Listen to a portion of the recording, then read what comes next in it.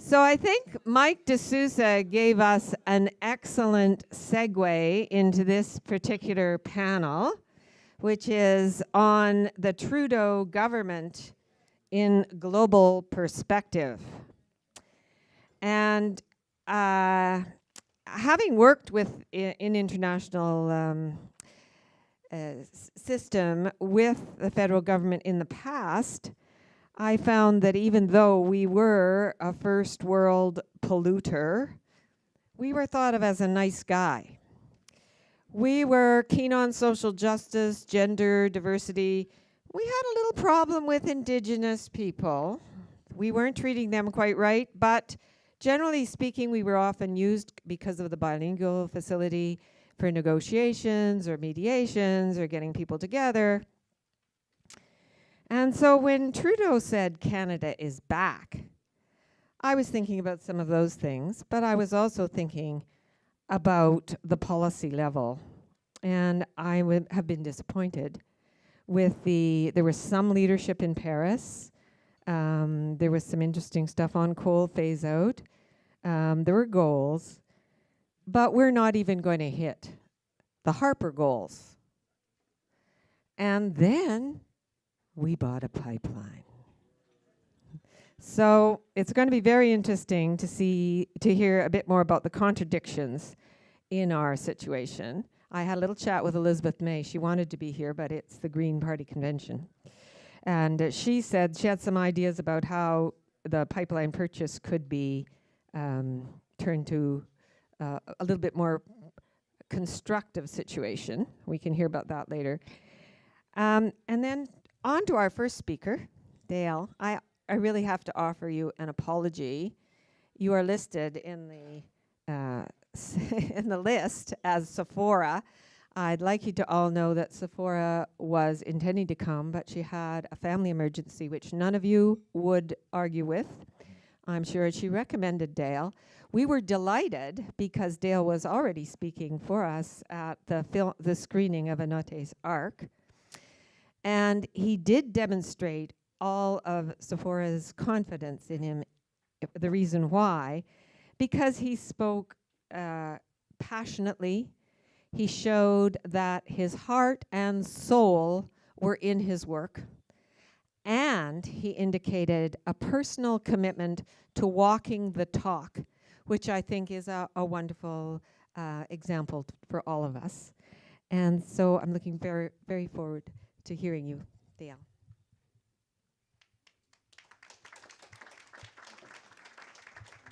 Good morning, everybody. I'm really happy to be here. For those who were hoping to hear Zipporah Berman, I apologize. Zipporah is brilliant and captivating, and I'm not her. So, but I will do my best. I wanted to just start. I'm going to be talking a little bit about the contradictions with respect to Canada's energy and climate policies. Really a cognitive dissonance that somehow gets communicated almost on a daily basis, and really is nonsensical for those who take a minute to think about it. But I do want to start by talking a little bit about my experiences. I was blessed to be able to talk after Anote's Arc on Thursday. A beautiful movie for those who I know I recognize some of you that were there. For those who haven't seen it, it really is worth watching. I've been privileged to have traveled to many places and worked with people on the front line of climate change in places like Bangladesh, Myanmar, Kenya, Nigeria, El Salvador. My most recent experience is spending 2.5 years in Cambodia helping Cambodian NGOs to integrate climate change impacts into their programs that were around small-scale agriculture and access to water. And I mean, that experience was incredibly moving for me to work with people who, I'm going to do that, to work with people who are helping, really the poorest people in the world to address the impacts. People who, in some cases, are feeling more intense droughts and more intense floods, sometimes in the same year. In places in Cambodia, you look at the graphs of where the hot, dry season is hotter and drier, and access to water during that time is really difficult. And the rainy season is more intense, and so floods happen much more often. And so for people who are dependent on natural resources, for Indigenous peoples everywhere, climate change is a real problem, is a real challenge. That experience really is what, it's what keeps me up at night, but it's also what gets me up in the morning. And I know that climate change, thinking about it, working on it, can be one of those things that feels like incredibly bleak and hard to deal with. And I encourage you to think about, for those of you who listened last night, Joanna's talk about love, that climate change work is an act of love. It's working collectively towards solutions, and there are solutions. And so hopefully I will highlight both the problems with what's happening in Canada and real solutions that we can work on together. And so I'm going to talk about 3 different policy areas on climate and energy that need to be addressed. The first is cutting off fossil fuel supply. Second is eliminating fossil fuel subsidies. And the third is assisting the most vulnerable in the world to deal with the impacts of climate change. Next slide. So the government is fond of talking about how the economy and the environment go hand in hand. And it's true. We can have a vibrant economy and take care of the environment and deal with climate change. But the economy is not the oil and gas sector. The economy is much larger than that. You know, in renewable energy alone, there are more jobs than there are in the tar sands. And those places are growing as well, and in some cases growing faster. There is a cognitive dissonance around thinking that we're gonna invest in pipelines, approve offshore oil projects, and somehow that will pay for the transition. You know, there have been many metaphors used to try to highlight the absurdity of that. You know, I'm gonna eat 3 Big Macs a day just so I have the energy to stay on my diet. I'm an alcoholic, but I'm gonna drink today so I can be clean and sober tomorrow, right? It just does not make sense to add to fossil fuel infrastructure while trying to deal with climate change, because getting rid of fossil fuel infrastructure is how you deal with climate change. Next slide. Again, you don't have to see the details of that graph. All that's important to know is that if we allow the oil and gas industry to expand as it wants to and as the governments of our country want it to, the rest of the economy is gonna have to cut its emissions in half by 2030 in order to meet our 2030 Paris commitments. And we all know that the 2030 Paris commitments are not adequate in terms of Canada's fair share. So the oil and gas industry cannot continue to take up more than its fair share of the atmospheric space. And it is you look at the Pan-Canadian framework, the oil and gas industry is the sore thumb in Canadian climate policy and has been for 30 years. Every other sector has a vision for decarbonizing. Zero emission vehicles, net zero homes. We're gonna get rid of coal-fired power. In every other sector, there's a vision for actually getting to a place where we're not burning carbon, except for the oil and gas industry. Next slide, please. So globally, what this means is that our exports of oil and gas, and we export about half of our oil. So just for oil in Canada, if the industry is allowed to expand, and I'm going to keep saying if because it's not something that is baked in. We can make a decision to not just let it keep expanding. But if the oil industry continues to expand and export, an industry that's worth about 4% of the Canadian economy is going to take up 16% of the global carbon budget to keep emissions at a level that, to keep warming at 1.5 degrees. So we all know the concept of global carbon budget. You can only put out so much carbon in order to limit warming to a certain amount. Even if we go to 2%, 2 degrees Celsius, which is not advisable, the Paris Agreement says well below 2, striving for 1.5, even under a 2-degree scenario, our oil industry, because of the emissions that are burned internationally, will use up 7% of the global carbon budget. Next slide, please. We also know that we have reserves of fossil fuels everywhere in the world that are too much, right? The vast majority of those reserves are going to have to stay in the ground in order to limit warming to something that is a safe limit.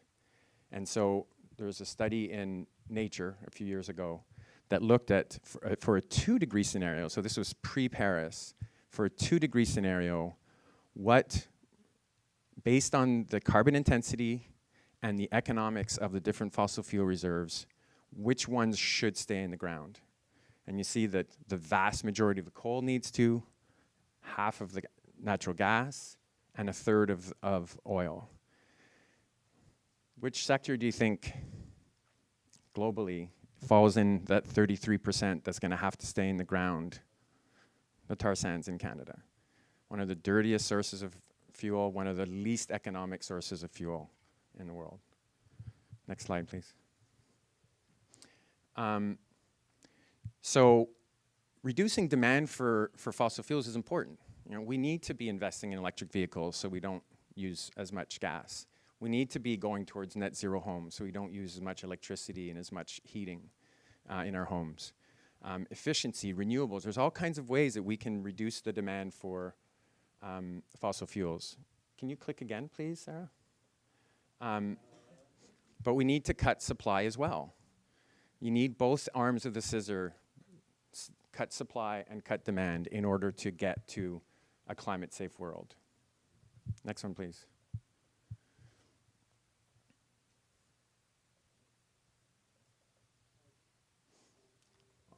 Oh yeah, just keep clicking.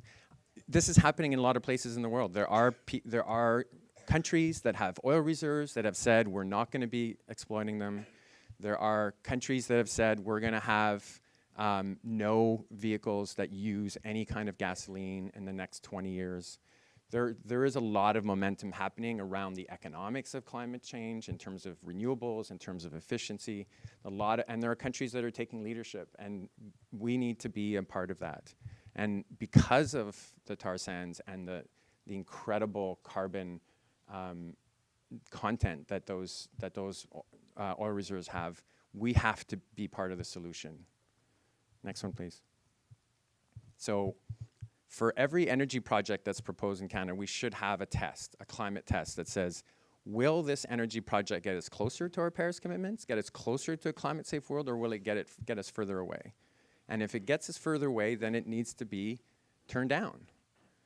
That's how you restrict supply. Because there are enough reserves in the world that we would ever want, we have to stop allowing the expansion and the exploration for oil, right? BP is now drilling 50 kilometers from Sable Island in order to start producing oil offshore. One of the most dangerous ways to produce oil. Why is Canada allowing this kind of oil development exploration to happen? We also need to develop a policy framework to make sure that transition makes sense. The transition to clean energy is made in a way that takes care of people and communities who are going to be impacted by that shift. Next one, please. Subsidies. Bloomberg News has called it the world's dumbest policy, right? When you're trying to when trying to address climate change, you're trying to reduce the amount of fossil fuels that are being used. For governments to be giving money to oil and gas companies is the world's dumbest policy. Next one, please. So, this is a report that IISD and Environmental Defense and some of our other colleagues put out last week, based on the great research that Scott's outfit did on federal subsidies for oil and gas. Next one, please. So Canada continues to give hundreds of millions of dollars every year to fossil fuel companies, mostly oil and gas, mostly in the form of tax exemptions for exploration, tax exemptions for development. Provinces, especially Alberta, also chip in quite a bit as well. Alberta earlier this year, created a $440 million fund to help companies to increase production and reduce emissions. Increase production and reduce emissions, like the cognitive dissonance that continues in the country. And there are lots of other subsidies in Canada, including that, we own a pipeline. And the Prime Minister now a couple weeks ago essentially admitted that it was a subsidy, saying the private sector, if this was a private initiative, it would be dead. The private sector would never take on that level of risk. So the public sector stepped in. Let's just keep going. Yeah, thanks. Sorry, the one after, and the one after that. I'm just going to skip that. So we need to stop feeding the beast. I mean, when you're in a hole, stop digging. Governments need to stop giving money to fossil fuel companies for more exploration, more development.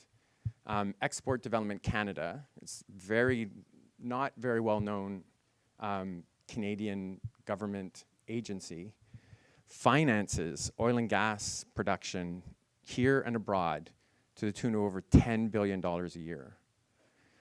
The World Bank has decided that they're not going to be financing oil and gas anymore starting end of next year, except under extraordinary circumstances.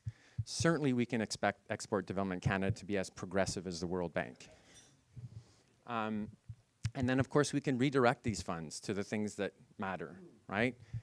The kinds of climate change initiatives we want, the kinds of just transition programs that we're going to need in order to transition communities and workers away from the fossil fuel sectors. Next one, please.